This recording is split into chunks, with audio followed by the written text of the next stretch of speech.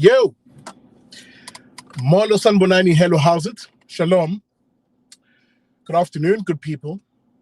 And welcome to this very quick and impromptu vlog. I'm on the road at the moment.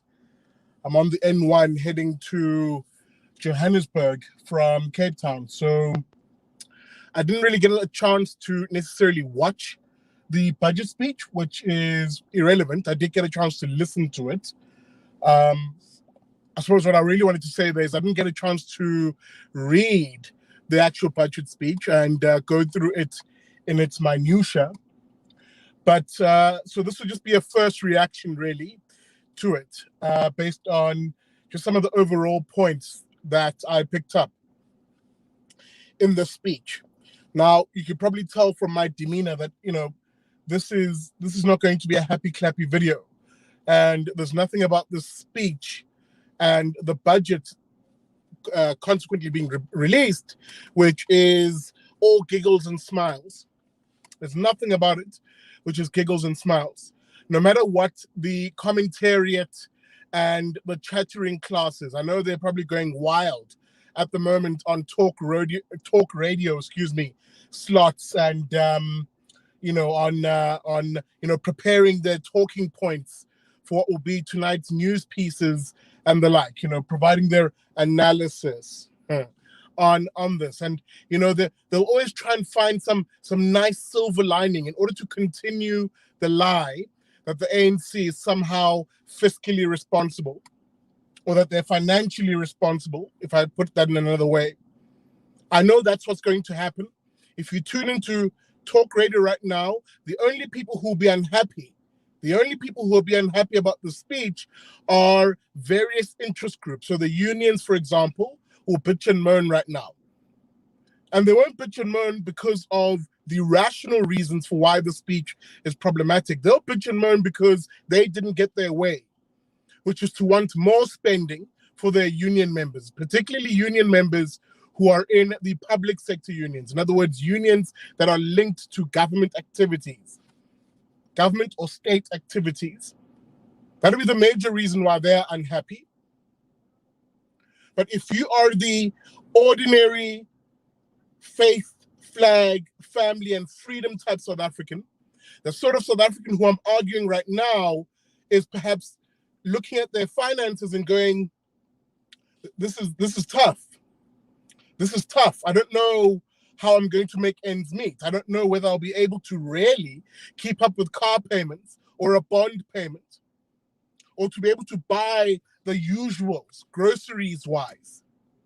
That South African right now, that's the South African who's struggling right now. They listen to that budget and they're probably wondering, why do I even bother? I will repeat, that South African, the God-fearing, law-abiding, and family-orientated South African, having listened to their budget, is wondering, why should I bother? Why does it seem that I, the ordinary South African, am paying out of my ass to fund politicians and their quality of lifestyle? Why is it that it is the faith, flag, family, and freedom type South African who is literally suffering financially, and then in addition to that, being made to pay for the mistakes, corruption, and looting of the political elites in this country?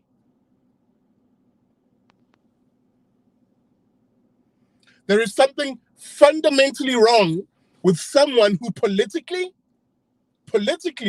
cannot see that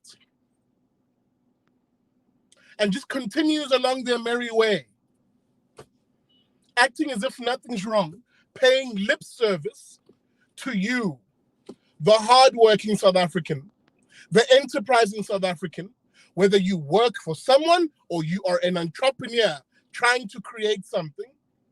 You are the one being shafted. Now, I know what you're wondering. Oh, but Big Daddy, how are we being shafted? Because they didn't really announce any new taxes, right, in the speech. But what most of you don't see, and worse yet, you're being dribbled and distracted by the analysts and the mainstream media and the political elites. Excuse me, as I burp back that What is that? That's that tonic water, that sugar-free tonic water. Pardon me for that. But what you're being dribbled and distracted away from seeing by that crooked coalition of a mainstream media with their commentariat, their lefty commentariat, who are trying to sell you a positive-ish story about this budget speech. And one of the things they'll put right in front of you is this notion of, hey man, at least we can breathe a sigh of relief, they'll tell you, because the taxes didn't go up. In fact, they'll probably dribble and distract you even further, because I heard Tito Mboweni trying to dribble people on this particular point by saying, well, you know, all you guys know that we're struggling with COVID-19 right now. And but don't worry, he tells you, don't worry.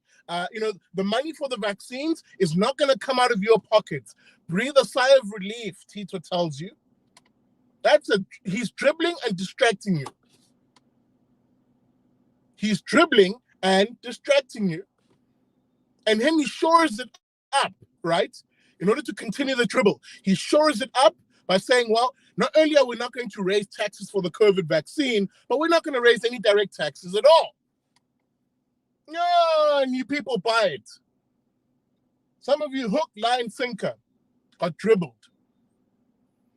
Meanwhile, what you're not seeing is that the real tax increase happens in the continuing of this government to raise spending.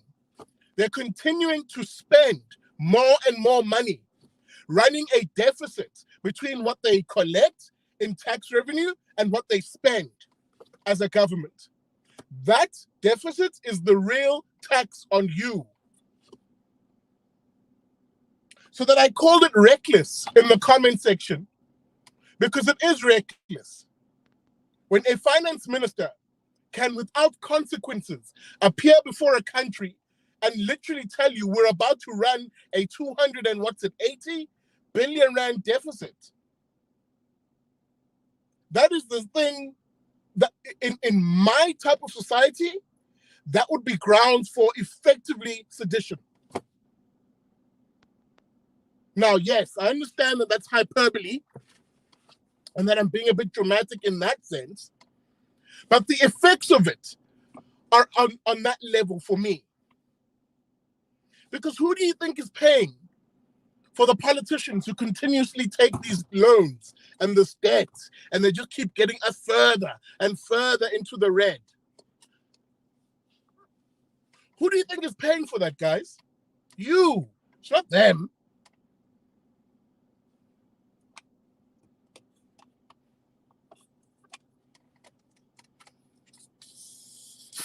Sorry, this bottle's not fitting into the little placeholder now for some whatever weird reason.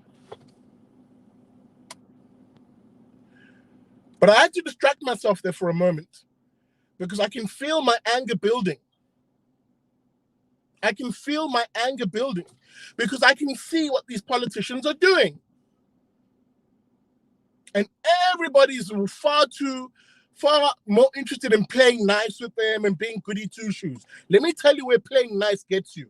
Let me tell you where playing nice gets you. And if you're watching this, we're at the 9-minute mark. This is a quick vlog. I'm on the road from Cape Town to Joburg. I'm on the N1, so I'll be short, guys. So welcome to it. Please like the stream and share the stream, please. But let me tell you where being nice gets you. You'll notice that the one grouping that had their taxes increased, namely the excise taxes, what's loosely and jovially called sin taxes, you'll often hear them say. That group, i.e. the guys who produce tobacco products and liquor products in this country, they got their asses slapped with an 8% tax hike. This is after, by the way, they were playing nice all summer with politicians who are banning alcohol, if you remember, and who are banning and crippling their industries with a tobacco ban also. And instead of fighting for their businesses, instead of fighting for you, the customer, they played nice with the politicians. Even as people like me warned them and said, hey, yay, aibo. Don't play with these lefties.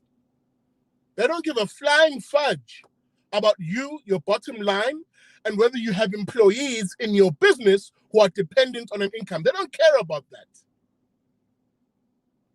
Nah, Big Daddy. You're just being your usual anti-government self, some of y'all told me. Booga Manch, look now. The asses got handed 8% tax increases. They need to scratch together from their already suffering businesses an extra 8% to pay corrupt lefty politicians. Same politicians who screwed them with an alcohol ban and a tobacco ban. That's where playing nice gets you. So the only people I feel really sorry for in this situation are some of the more smaller producers. The artisanal breweries, for example. Guys who don't have the sort of muscle and money, who could have literally taken on the state. Them I'll give a little bit of sympathy to. Because now they're going to have to literally work that extra 8% into the price of the product that you buy. So by extension, really, I have sympathy for you, dear alcohol and tobacco product enjoyer in this country. You are being made to pay for a corrupt and literally filthy, vile communist lot who call themselves the politicians in our government in this country. You're paying for that. And if you're still being dribbled, this is my last point. If you're still being dribbled and you're going, phew, at least they didn't raise the taxes, then you're one of the most dribbled and distracted of them all. Because the real tax on you is the continuing increasing in government spending. Government spending is the real tax on you. Because there's no such thing as government money. It's your money. Yeah, amen, sir. You need to wake up to this. You need to wake up to this and stop being dribbled and distracted. Hashtag don't be dribbled. So those are my few cursory thoughts. I haven't read the speech because I'm on the road, as I said. I'm driving from Cape Town to Johannesburg. So I only got to listen to it. And this was the immediate thing that infuriated me, is that I knew. I haven't seen the mainstream media yet, but I know what's happening there. They already have their trendy lefty friends coming to give analysis and context. And I know what they'll say.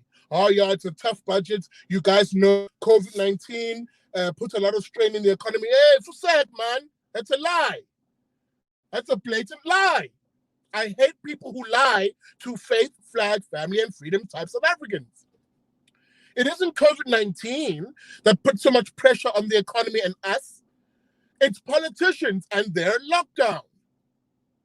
The same politicians who are now punishing you with more spending for them whilst you do the paying. So don't be dribbled. Don't be dribbled. I repeat, every time government increases spending, that is the real tax on you. Every time a government runs a budget deficit, in other words, it borrows in order to continue spending recklessly, that is the tax on you. This is the worst type of economics.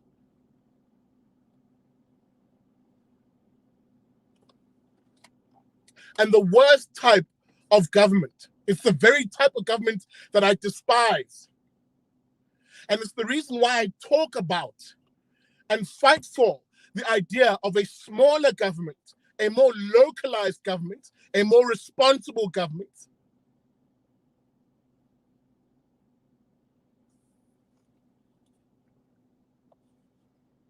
Who do you think pays these loans back? It's not Tito. It's not Cyril.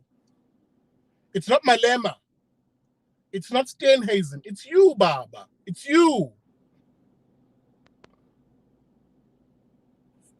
I'm going to leave that there. And you can tell from my mood, I'm really peeved off because it is the ordinary South African who's struggling right now, barely scratching 2 and 2 together.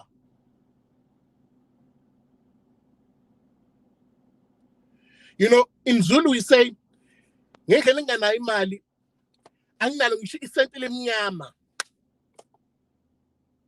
have that last cent in the wallet, the dirty one, the darkened one that's been there for a while. I don't even have that one. That's where South Africans are now. Don't believe me? Have a look at the unemployment stats that just came out.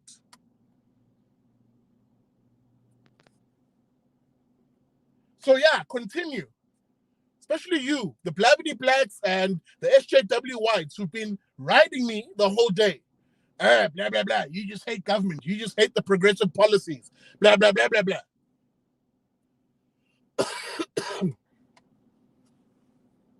Continue with that nonsense. Because I'm telling you now, the ordinary South African is beginning to weigh their options. And you might not see it yet, but something's brewing in this country. And it just needs the proper energy. It needs that unity of focus, being organized and being mobilized. You are pushing people towards actually saying to hell with the US government. We are going to revolt, tax-wise, if needs be.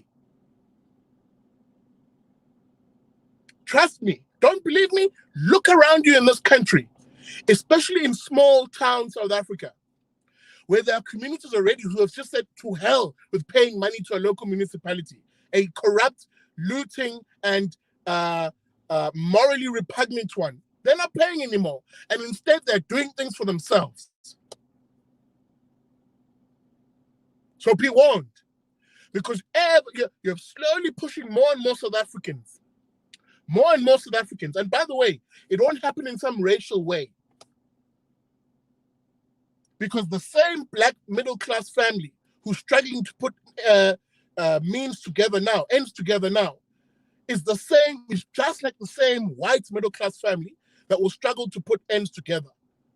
Where the father of a household, the mother of the household looks and goes, hey guys, it's tough here. We're balancing a very tough economic and financial situation. Who's getting those letters and those calls?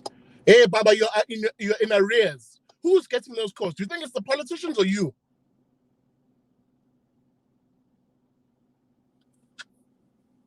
Hey, Nankasula.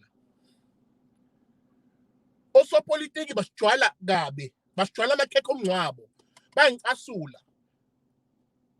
Bayatshontsha, bayakhwabanisa.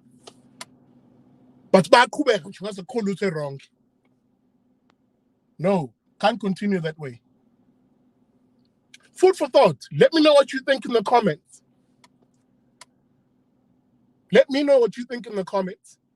Because I can tell you now, some of you are listening to me and you're thinking, hey, you know what? I hate this fat guy, but he's right. Because I'm struggling right now. I'm in arrears with your car payment. I'm getting calls. I'm blocking calls all the time. So I know. Some of you hate me and you hate the truth that I'm spitting. But you know it's the truth. And the day will come when you two will have to fess up to it. And I'll be there for you. Trust me. Shout out to you guys for watching. Let me know what you think in the comments, please. I really appreciate it. And I'll see you tonight at 7 p.m. for the Big Daddy Liberty Show. It's pre-recorded. I'm on the road, as I said. I look forward to hearing from you guys there. Thanks for watching, guys. I'll see you on the next one. And remember, especially after listening to Tito Mboweni, never trust a commie.